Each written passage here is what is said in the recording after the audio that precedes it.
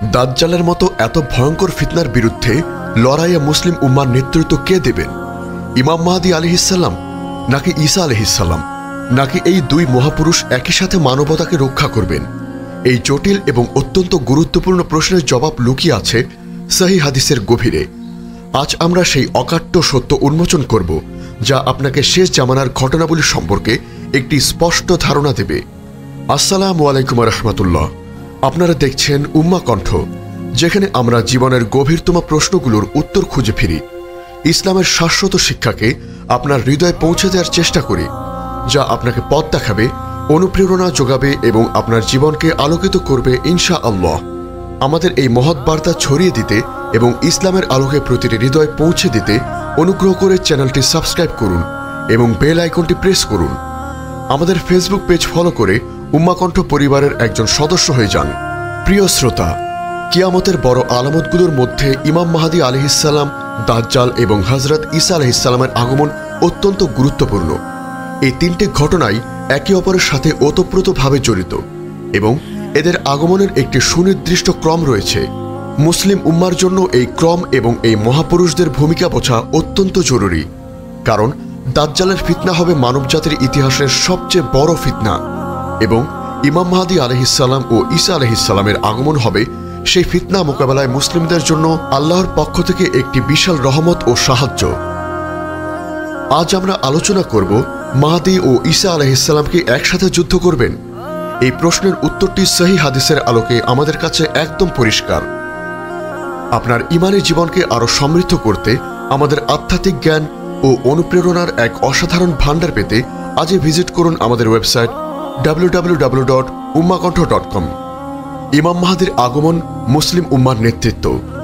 সহিহ হাদিসের বিবরণ থেকে আমরা জানতে পারি যে কিয়ামতের নিকটবর্তী সময়ে বড় আলামতগুলোর মধ্যে প্রথম প্রকাশ পাবে ইমাম মাহদী আলাইহিসসালামের আত্মপ্রকাশ। তিনি নবী মুহাম্মদ সাল্লাল্লাহু আলাইহি ওয়াসাল্লামের বংশোদ্ভূত হবেন, ফাতিমা রাদিয়াল্লাহু আনহুর বংশধারায়। তার নাম হবে মুহাম্মদ ইবনে আবদুল্লাহ, যা আমাদের রাসূলের নামের সাথে মিলে যায়, এবং তার পিতার নামও হবে আবদুল্লাহ, যা আমাদের রাসূল সাল্লাল্লাহু আলাইহি ওয়াসাল্লামের পিতার নামের সাথেও মিলে যায়। ইমাম মাহদী আলাইহিসসালামের আগমনের উদ্দেশ্য হবে পৃথিবীতে শান্তি, ন্যায় ও ইনসাফ প্রতিষ্ঠা করা। পৃথিবী যখন জুলুম, নির্যাতন ও অত্যাচারে ভরে যাবে, তখনই তার আগমন ঘটবে। হযরত আবু সাঈদ আল খুদরি রাদিয়াল্লাহু আনহু থেকে বর্ণিত, রাসূল সাল্লাল্লাহু আলাইহি ওয়াসাল্লাম বলেছেন, পৃথিবী অবিচার ও অত্যাচারে পূর্ণ হয়ে যাওয়ার পর মাহদী এমনভাবে তা ন্যায় ও সুবিচারে পূর্ণ করবেন যেমন তা অবিচার ও অত্যাচারে পূর্ণ ছিল। সুনানে আবু দাউদ, হাদিস 4285।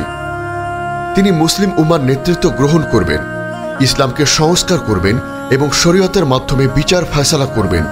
তার শাসনামলে আকাশ থেকে প্রচুর বৃষ্টিপাত হবে, জমিন প্রচুর ফসল উৎপাদন করবে, সম্পদ বৃদ্ধি পাবে এবং মানুষের মধ্যে তা সমানভাবে বিতরণ করা হবে। ইমাম ইবনে কাসির রাহিমাহুল্লাহ বলেন, তার আমলে ফল ফলাদিতে বরকত হবে, সম্পদ বৃদ্ধি পাবে, ইসলাম বিজয়ী হবে, শত্রুরা পরাজিত হবে এবং সকল প্রকার কল্যাণ বিরাজ করবে। ইমাম মাহদী আলাইহিসসালাম মূলত মুসলিম উম্মার রাজনৈতিক ও আধ্যাত্মিক নেতা হিসেবে আবির্ভূত হবেন। তিনি বিশ্বজুড়ে শান্তি ও ন্যায় প্রতিষ্ঠা করবেন এবং মুসলিমদেরকে একত্রিত করবেন। দাজ্জালের আবির্ভাব মানবজাতির সবচেয়ে বড় ফিতনা। ইমাম মাহদীর আগমনের কিছুকাল পরেই মিথ্যুক দাজ্জালের আবির্ভাব ঘটবে। এটি কিয়ামতের অন্যতম ভয়াবহ আলামত। দাজ্জালের ফিতনা এতই মারাত্মক হবে যে মানবজাতির ইতিহাসে এর চেয়ে বড় কোনো বিপদ আর আসেনি। সকল নবী তার উম্মতদেরকে দাজ্জালের ফিতনা থেকে সতর্ক করেছেন। হযরত ইমরান ইবনু হুসাইন রাদিয়াল্লাহু আনহু থেকে বর্ণিত, রাসূল সাল্লাল্লাহু আলাইহি ওয়াসাল্লাম বলেছেন, আদম আলাইহিস সালামের সৃষ্টির পর থেকে কিয়ামত পর্যন্ত দাজ্জালের ফিতনার চেয়ে বড় আর কোনো ফিতনা নেই। সহিহ মুসলিম, হাদিস 2946। দাজ্জাল এক চোখ বিশিষ্ট হবে এবং তার কপালে কাফের লেখা থাকবে, যা প্রতিটি মুমিন ব্যক্তি পড়তে পারবে। সে নিজেকে প্রভু দাবি করবে এবং বিভিন্ন অলৌকিক ঘটনা ঘটিয়ে মানুষকে বিভ্রান্ত করার চেষ্টা করবে। তার সাথে জান্নাত ও জাহান্নামের চিত্র থাকবে, কিন্তু তার জান্নাত হবে আসলে জাহান্নাম এবং তার জাহান্নাম হবে আসলে জান্নাত। সে মৃত ব্যক্তিকে জীবিত করার ভান করবে, ঊষর ভূমি থেকে ফসল ফলাবে এবং তার আদেশ অনুযায়ী বৃষ্টি বর্ষণ করাবে, যা প্রকৃতপক্ষে আল্লাহর দেয়া সাময়িক ক্ষমতা হবে মানুষকে পরীক্ষা করার জন্য। তার এই সব ক্ষমতার কারণে বহু মানুষ বিভ্রান্ত হয়ে তার অনুসারী হয়ে যাবে। দাজ্জালের আগমন এমন এক সময় হবে যখন পৃথিবীতে দুর্ভিক্ষ, যুদ্ধ এবং ব্যাপক বিশৃঙ্খলা থাকবে। একটি হাদিসে বর্ণিত আছে, দাজ্জালের আবির্ভাবের পূর্বে 3 বছর দুর্ভিক্ষ দেখা দেবে। এই চরম খাদ্য সংকটের মধ্যে দাজ্জাল প্রচুর খাদ্য ও পানীয় নিয়ে হাজির হবে, যা মানুষকে তার অনুসরণ করতে প্রলুব্ধ করবে। ঈসা আলাইহিস সালামের অবতরণ দাজ্জালকে হত্যার জন্য। দাজ্জালের ফিতনার চূড়ান্ত পর্যায়ে আল্লাহ তাআলা হযরত ঈসা ইবনে মারিয়াম আলাইহিস সালামকে আসমান থেকে অবতরণ করাবেন। এই অবতরণ হবে মূলত দাজ্জালকে হত্যা করার উদ্দেশ্যে। হযরত জাবির ইবনু আব্দুল্লাহ রাদিয়াল্লাহু আনহু থেকে বর্ণিত, রাসূল সাল্লাল্লাহু আলাইহি ওয়াসাল্লাম বলেছেন, দাজ্জাল আবির্ভূত হবে, অতঃপর ঈসা ইবনে মারিয়াম অবতরণ করবেন এবং তাকে হত্যা করবেন। সহিহ মুসলিম হাদিস 2937। হযরত ঈসা আলাইহিস সালাম দামেস্কের পূর্ব প্রান্তে অবস্থিত সাদা মিনারের কাছে অবতরণ করবেন। এরপর তিনি ইমাম মাহদী আলাইহিস সালামের সাথে মিলিত হবেন এবং ইমাম মাহদীর পেছনে ফজরের নামাজ আদায় করবেন। এটি একটি অত্যন্ত গুরুত্বপূর্ণ আলামত যা মুসলিম উম্মার ঐক্য এবং ইমাম মাহদীর নেতৃত্বকে স্বীকৃতি দেয়। হযরত আবু হুরায়রা রাদিয়াল্লাহু আনহু থেকে বর্ণিত, রাসূল সাল্লাল্লাহু আলাইহি ওয়াসাল্লাম বলেছেন, কেমন হবে যখন তোমাদের মাঝে মরিয়ম তনয় ঈসা আলাইহিস সালাম অবতরণ করে তোমাদেরই একজনের পেছনে ফজরের নামাজ আদায় করবেন। সহিহ মুসলিম হাদিস 409।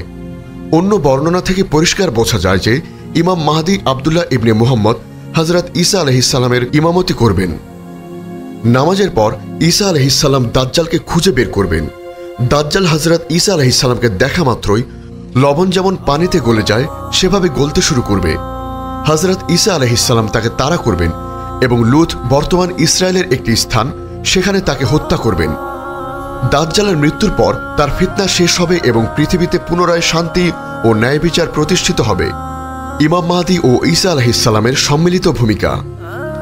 সুতরাং আমরা স্পষ্ট দেখতে পাচ্ছি যে ইমাম মাহদী আলাইহিস সালাম এবং ঈসা আলাইহিস সালাম উভয় দাজ্জালের বিরুদ্ধে যুদ্ধে গুরুত্বপূর্ণ ভূমিকা পালন করবেন। তবে তাদের ভূমিকা স্বতন্ত্র এবং পরিপূরক।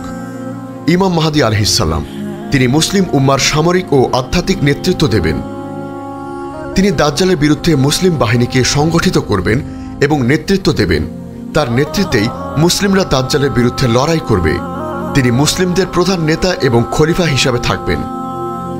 হযরত ঈসা আলাইহিস সালাম তিনি আল্লাহর পক্ষ থেকে একজন বিশেষ দূত হিসাবে অবতরণ করবেন, যার প্রধান কাজ হবে দাজ্জালকে হত্যা করা। তিনি দাজ্জালকে ব্যক্তিগতভাবে হত্যা করবেন এবং এরপর দাজ্জালের অনুসারীদের বিরুদ্ধে মুসলিমদেরকে সাহায্য করবেন। তার অবতরণ মুসলিমদের মনোবল বৃদ্ধি করবে এবং দাজ্জালের পরাজয় সুনিশ্চিত করবে। তিনি মুসলিম সাম্রাজ্যের অধিপতি হবেন না, বরং ইমাম মাহদীর নেতৃত্বে কাজ করবেন। তাদের সম্পর্ক হবে সম্মিলিত নেতৃত্ব ও সহযোগিতা। ইমাম মাহদী আলাইহিস সালাম মুসলিমদের নেতা হিসেবে যুদ্ধের কৌশল নির্ধারণ করবেন এবং সৈন্যদের পরিচালনা করবেন, আর হযরত ঈসা আলাইহিস সালাম একজন অত্যন্ত শক্তিশালী ও পবিত্র সত্তা হিসেবে দাজ্জালকে হত্যা করার মূল কাজটি সম্পন্ন করবেন। ইমাম মাহদীর পেছনে ঈসা আলাইহিস সালামের নামাজ আদায় করা এই সহযোগিতারই চূড়ান্ত প্রতীক। তারা একসাথে যুদ্ধ করবেন, তবে একে অপরের ভূমিকা এবং মর্যাদা অনুযায়ী। দাজ্জালকে হত্যার পর ঈসা আলাইহিস সালাম পৃথিবীতে আরও 40 বছর অবস্থান করবেন। এই সময় তিনি ইসলামী শরিয়াহ অনুযায়ী শাসন করবেন, ক্রুশ ভেঙে ফেলবেন, শূকর হত্যা করবেন এবং জিজিয়া কর বাতিল করবেন। তার সময় পৃথিবীতে শান্তি ও বরকত এত বেশি হবে যে মানুষ অভাবমুক্ত হয়ে যাবে। এরপর তিনি মৃত্যুবরণ করবেন এবং মুসলিমরা তার জানাজা পড়বে। ইমাম মাহদীও এরপর কিছুকাল জীবিত থাকবেন এবং মুসলিম উম্মার নেতৃত্ব দেবেন। এই সমস্ত আলামতগুলো আমাদের জন্য এক চরম সতর্কবার্তা। আমরা যেন গাফেল না থাকি, আমরা যেন দুনিয়ার মোহে আচ্ছন্ন হয়ে আখিরাতকে ভুলে না যাই। এই প্রতিটি আলামত আমাদের চোখের সামনে ঘটছে, যা কিয়ামতের ঘণ্টাধ্বনি হিসাবে কাজ করছে। আমাদের উচিত নিজেদের ঈমানকে মজবুত করা, নেক আমল করা এবং আল্লাহর পথে অবিচল থাকা। নিজেদের প্রতিটি শ্বাস প্রশ্বাসকে আল্লাহর ইবাদতে বাধ্য করা। আমাদের চারপাশে যখন ফিতনা আর বিশৃঙ্খলা বাড়ছে, তখন আমাদের উচিত আল্লাহর রজ্জুকে দৃঢ়ভাবে ধারণ করা। পবিত্র কোরআনে আল্লাহ তাআলা বলেন, আর তোমরা আল্লাহর রজ্জুকে দৃঢ়ভাবে ধারণ করো এবং পরস্পর বিচ্ছিন্ন হও না। সূরা আল ইমরান আয়াত 103। এই একটি বাক্য আমাদের বার্তা দেয় যে যা শেষ জামানার টিকে থাকার জন্য অপরিহার্য। আমরা যেন সকল প্রকার ফিতনা থেকে বাঁচতে আল্লাহর কাছে দোয়া করি। তিনি যেন আমাদের ঈমানকে আরো দৃঢ় করেন এবং তার প্রিয় বান্দাদের অন্তর্ভুক্ত করেন যারা শেষ জামানার সত্যের উপর অটল থাকবে। তিনি আমাদেরকে দাজ্জাল এবং কিয়ামতের সকল ফিতনা থেকে রক্ষা করবেন এবং আমাদেরকে জান্নাতুল ফেরদৌসের উচ্চ মাকাম দান করবেন। আল্লাহুম্মা আমিন। আমাদের এই মহৎ বার্তা ছড়িয়ে দিতে এবং ইসলামের আলোকে প্রতিটি হৃদয় পৌঁছে দিতে অনুগ্রহ করে চ্যানেলটি সাবস্ক্রাইব করুন এবং বেল আইকনটি প্রেস করুন। উম্মাহ কণ্ঠ পরিবারের একজন সদস্য হয়ে যান। আর আমাদের ইসলামিক ব্লগ ও রিসোর্স পেতে ভিজিট করুন আমাদের ওয়েবসাইট www.ummahkontho.com। আপনার একটি শেয়ারই হয়তো কারো জীবনের মোড় ঘুরিয়ে দিতে পারে, কাউকে সত্যের পথে নিয়ে আসতে পারে এবং শেষ জামানার ফিতনার জন্য প্রস্তুত করতে পারে। জাযাকাল্লাহু খায়রান।